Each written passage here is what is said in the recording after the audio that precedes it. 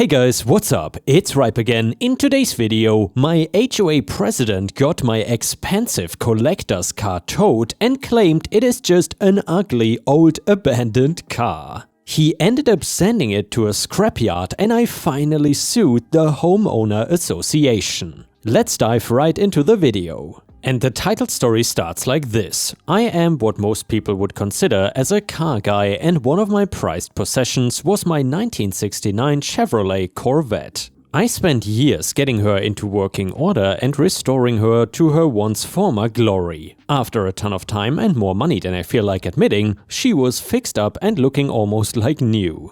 I know that some collectors enjoy keeping their cars locked away only to be seen and never to be driven again. I just cannot personally do that, so I was actually driving her as my main car for a while. I always would not go too far, but when I did go out, I would get a ton of compliments and it was a great conversational piece. Of course, this story is not for me rambling about my car, but instead talking about the absolute a-hole that is my HOA president. I live in a non-optional HOA neighborhood, so being part of it is not really something that I was able to choose. For some reason or another, the HOA president hated that I fixed up cars and that I drove an old car and was proud of it. I would park right in front of my house, which is what the majority of people living in this area did. I got told off by him many times that my car fixing was too noisy or that I was making the whole neighborhood look like a mess.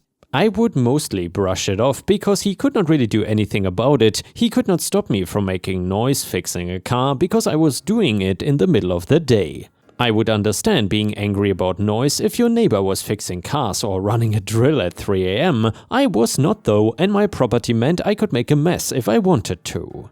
Things finally came to a boil one day when he knocked on my door. Me, hello? HOA president, I'm here to inform you about a new rule that was passed regarding cars being parked on the streets in this neighborhood. He had a smug grin on his face, but since he didn't say exactly what the rule was yet, I was oblivious to what he was talking about. It was kind of early and I am not functional until about my third cup of coffee, so me, okay. Thanks for letting me know, I guess. HOA president, the new rule states that all disheveled and beat up cars cannot be parked on the roads. It makes the whole neighborhood look unkempt and a place that people wouldn't want to come to. Me, why isn't this just going out in the monthly letter?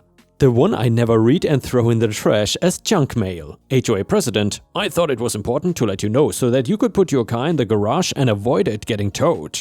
Now I finally understood that this guy made an entire rule that did not even apply to my car in order to get my car off of the street. It might have been an old car, but it looked great and I was not gonna be moving it. I know it took me way too long to figure out his intentions, but at least it clicked before he left. Me, my car does not fall into that category, so I won't be moving it. And by the way, my car is worth more than yours, so if anything, you should keep your cheap piece of junk out of the street before it ends up getting towed. I closed the door and went to go cool myself down from the whole interaction. Just to note, I have no problem with people having cheap cars and every single car has its own merit. I just wanted to insult the guy and knew that dick would get under his skin. That sadly was not the end of things though, because while I was asleep that night, he was busy at work trying to get rules to bend his way. He had actually called up a tow truck and stated that my car was parked in violation of the HOA rules and needed to be taken away. I have no idea exactly what he said the rule about cars were, but I know it was not the truth because no legitimate tow company would look at my car and consider it beat up in any way. I knew it was him when I saw it missing and went to his house to try and find where the hell he sent my car. I was planning on suing him already, but first I wanted to get my car back. He told me that I had to file a motion through the HOA and only then could they release where my car had been taken.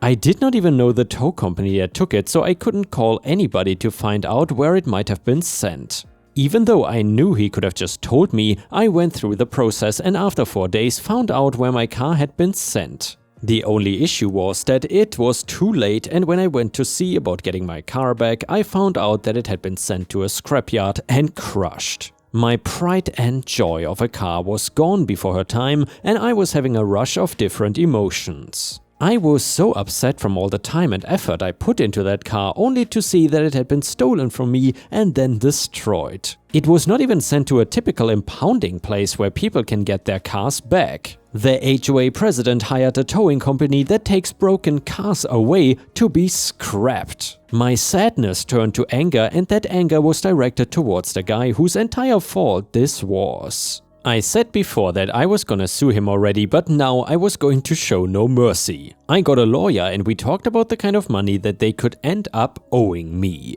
I actually had priced my car around before she got taken away, so that I knew in her condition I could have gotten $50,000 or even a little bit more for it. There was no way to replace a car that old either, so they were also going to have to pay more since they couldn't make up for the actual product that was destroyed. On top of all of that, my lawyer told me that I had a case against the HOA in general for illegal removal of my vehicle. I was out for blood, and even by the time we went to court, I was still really angry. I got lucky with one small thing though, and that was the fact that the judge said he knew a lot about cars. I will go over one thing at a time though, since there was a lot to digest. The HOA ended up getting in trouble because while their rule about towing abandoned and destroyed vehicles was fine, they were not allowed to just tow a car for being ugly. They also had to send it to an appropriate place and not a scrapyard like they had done. Then it came down to the specifics of my car. The judge agreed that the car was worth $50,000 and was now damaged beyond repair.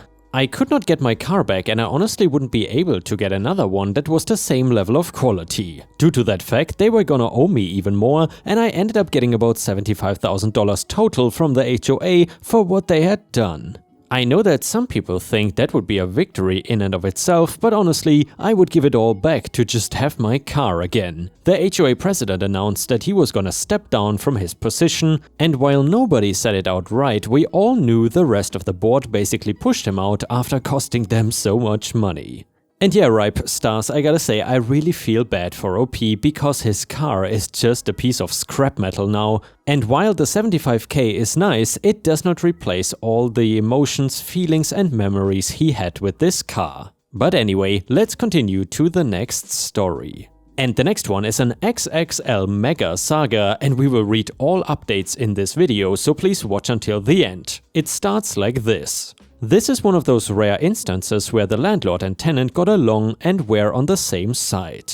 I, 35 male, had moved into a duplex in ATL with my then girlfriend and her son. Our neighbors at the start were so cool. We will forever miss them, but they moved on and were replaced with Satan's estranged daughter. This was in 2014 to 15 before the Karen phenomenon, but she was the textbook definition of a Karen. She was a single woman mid-50s, 2 big dogs and way too many cats. At first she kept to herself, so we did the polite thing when we passed each other and just smiled and waved. To go on from here, I need to illustrate the geography. Our duplex sat sideways on a low hill, mine and girlfriend's unit was on the high side of the hill and Karen's side was on the low end. The housing units were at the same level and we each had a separate garage. The garages were both side by side, both under her unit. There was no stairway access to the garages and only way in was the garage door. There was a shared driveway that came in from the low side and right turned into the garages. As such, the sidewalk from the driveway went past her unit. It dead ended at the center of the house where the 2 separate entrances were located. Our side had no sidewalk because there was no need for one, which is important later. About 2 to 3 weeks after she moves in, me, my girlfriend and her 7-year-old son had pulled mine and her car up into the yard to wash them. It's a nice hot summer day and why not? Having a cute romantic moment with the water hose bonding with her kid, we are off the sidewalk because we are not douchebags. Eventually she comes home, parks in the garage and walks up. We stop washing, say hi and even joke that we would wash hers next. She declines though, ignores us briefly and then stops and blows up. I don't recall exact quotes, but something to the effect of, "We are too loud at nights, we don't have parties, we are on her sidewalk too much." It is hers because it is in front of her unit, not ours, so we need to stay off of it. And also we need to stop using our garage because the automatic door opener rattles her unit, shakes things off shelves and scares her pets. I was just gonna ignore her, go back to washing cars. But she was pretty stern and loud in her complaints, my girlfriend had an attitude, and Karen just lit the fuse. Her son was getting scared of this lady yelling at us, so she leads with that. Come and talk to us like adults. Don't yell and scare my child. This is a shared sidewalk, not yours. We pay for the amenity of a garage, so we are gonna use it. Screaming, finger-pointing, cussing, complete trailer trash behavior on both sides. I try to calm things down and say, Karen, let's talk about this. We can reach a compromise. She is not having it though, cusses us both out, goes inside and slams the door. My girlfriend is in tears and her son is also crying and shaking. I escort them inside, calm them down, and then I decide I desperately need to adjust the carbs in both of my motorcycles. Did I mention that I have motorcycles? Plural. Both of them, and they sit in the garage. Which is under her unit, both of them. And both of them are loud and they both need the carbs adjusted. Right now though, I open the doors, pull both bikes out and turn them around to face the pipes into the garage, starting with the little one, the classic 2001 1100 V-Star, and oh my god, that's a super nice bike.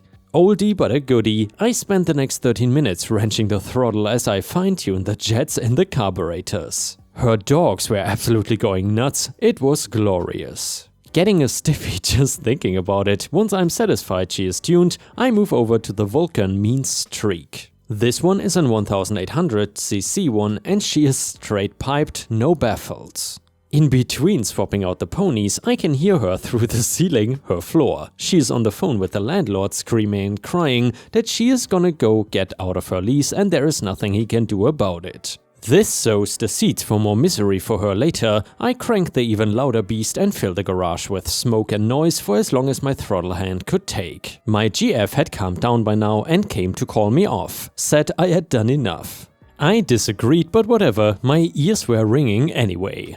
Walking back up the sidewalk, we could still hear her on the phone. She spotted us through her window and flipped us off. We were laughing, more to it, but first, let's see if anyone else wants me to keep going. And now part 2 of the story, the sub has spoken. All glory to the subreddit, Karen's misery continues. A few days later, I am out on my way to work. I leave at about 6 to make it in time to have breakfast at the desk before I log on at 7. I go around to the garage and Karen has left her car outside her garage and positioned it so I cannot get my car out. I knock on her door and of course she does not answer, bang on it a few more times. Just nothing. I even yell at the door and say, "Hey Karen, you are blocking my car." I need to get to work. Her dogs are kind enough to respond loudly, but not her. This is clearly her petty revenge for the bikes, I'm sure. Fortunately, it's a nice day, so I can just take one of them to work. The bike can fit around her car. Thanks to her, I was not gonna have time to enjoy my breakfast that evening. I come home and her car is still there. So instead of putting it back in the garage, I leave the bike parked behind her car just at the edge of the street. Now, I know what you're thinking, but OP, what if she backs into it? And I was kind of hoping that was where it would go. See, I've got great insurance and an even better lawyer, but no, this is how petty she is. She actually calls the cops. Come knock on our door, push the bike over, go through the front yard? No, she calls the police. The nice policeman informs me that I am blocking her car from exiting. And yeah, that was kind of the point. I inform him that she started it. Yeah, I know, I felt like a kid saying it and honestly, we should have called the police on her for this in the morning, but it seemed juvenile. The cop's response was, "Yes, but that's why we are here. That is just sad." Lets me know our species is doomed. However, once I explained the whole thing, Mr. Policeman knocks on her door, addresses himself and gets her to come outside. We explain the whole mess. The cop asks, "Is this true?" She admits it but cannot produce a reason for it. The cop scolds us both to stop blocking the driveway. Says he doesn't want to have to come back out to our residence again. Yeah, okay, that weekend we go over to the neighbors for a few drinks. No, not that one, she doesn't like us. The next duplex over, their porch is about 30 feet or so from the original scene of the crime, the garages. We are not being loud, no music, just a handful of us cooking out and drinking beers. Oh, and by the way, among the guests this evening is our landlord himself. Did I mention we are in good with him? So anyway, sure enough, the nice policeman comes by. It is not the same officer as last time, but nonetheless. He comes to the deck, flashlight in hand, says he got a noise complaint call. Clearly it was her, but what is rib-bustingly hilarious is that the officer said the noise complaint was placed by, wait for it, the landlord of the house. So the landlord steps forward and says, "Funny, I don't remember calling to complain about myself," and once again we explain everything to the officer. He chuckles and asks us to keep it down and then leaves. After that, Mr. Landlord goes over to her unit and of course she doesn't answer the door, but he speaks anyway, letting her know what she did was not cool. And she better not do it ever again. After that we try to avoid one another. Minor BS like UPS packages dropped for her, we find it on our site and move it over. Later on we'll hear through the door, "Keep your hands off of my stuff," or other minor headaches that make us wish her dogs would turn on her. A few weeks later I had gotten a promotion at work, so we threw a party and sure enough the cops were called again. This one was not placed by the landlord, but he was still there. He yells over at her door, "Hey Karen, this is getting old." This next instance I cannot quite take credit for. However, Karen had built this obnoxious awning to cover her side of the porch out back. She never uses the porch, so why bother? However, I clearly remember a stipulation in our lease that says we are not allowed to modify the exterior of the units at all. Maybe hers is different. Maybe I should call the landlord and find out. What's that? No? She doesn't get to make modifications either? Or well, she did. So then he makes her remove it, and again because we are in good with him, he shares the tale with us how she complained and then begged and then relented. It was simply ear candy. Speaking of candy, come Halloween I had decorated the yard. I had heard from multiple neighbors of ours that their children were frightened of my front yard come Halloween. By this point I should have guessed though that the lines were being drawn with Karen. Figuratively and literally, I had to move some of my decoration and that included the 15-foot ghost on the roof of the unit. I had to move it all the way over onto my side, so come Halloween night we took her son out for trick-or-treating. And literally every kid we saw, we told them to go by her place. She had the good candy. And lots of it, but she is old and hard of hearing, so you'll have to bang the door pretty hard. But no, she won't mind. Now I realize this was also mean to the kids who went to her door, but worthy sacrifices on the altar of Patty. And now for the season finale. It's been about 10 months now. The cops had not had to come back out and no one had been cussed out in a while. One evening we hear a splatter coming from the kitchen. We go in and find the pipe has busted under the sink and spraying. I quickly go out to the main and close it. But because this is a duplex, I have cut off water to her side as well, but she is not home yet. So then we call our buddy the landlord. The landlord comes and addresses the issue, small part to fix it. He needs to run to Home Depot, be right back. Meanwhile, I type up a note for Karen's door. I let her know that we had a leak, had to shut off the water, but it should be fixed within an hour or two. Even thanked her for her understanding, and while he is gone, we clean up the water. It really was a lot, and then before he returns, we hear the splatter again. At first, I'm a little confused. I know I had it turned off. But then it clicks for me. I go outside and there's Karen holding a pipe wrench. "Hey, didn't you see my note?" "Yes, but my pets need water." "Yes, but now you're flooding our unit." "I don't care, I need water." My girlfriend comes out and goes off shouting, calling her a bitch. Then the next door neighbors hear and come out. It's a show now. I go get my wrench to close the main valve again, but she won't move out of the way. She is literally blocking me.